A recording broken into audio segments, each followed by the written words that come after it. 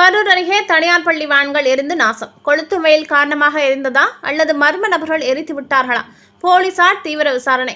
கரூர் மாவட்டம் கிருஷ்ணராயபுரம் வட்டம் லாலாப்பேட்டை பகுதியில் பல ஆண்டுகளாக செயல்பட்டு வரும் அன்னை இந்திரா மெட்ரிக் மேல்நிலைப் பள்ளியானது சித்தலவாடி சந்தைப்பேட்டை பின்புறம் செயல்பட்டு வருகிறது.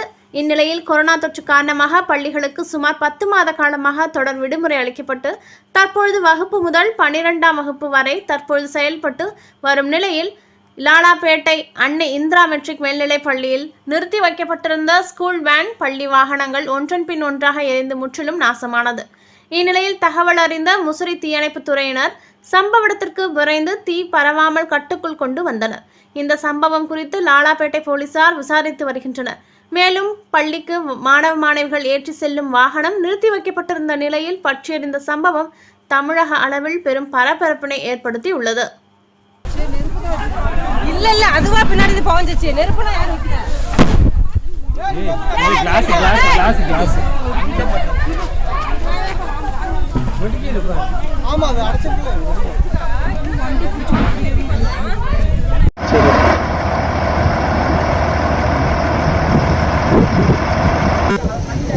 எடுத்தாச்சு.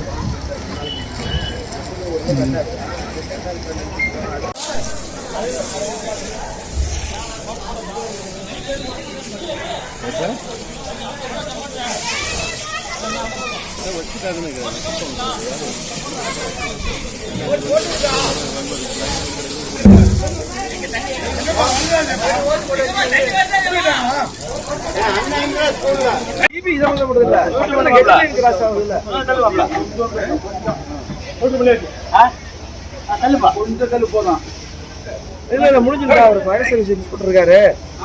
வண்டியெல்லாம் தள்ளி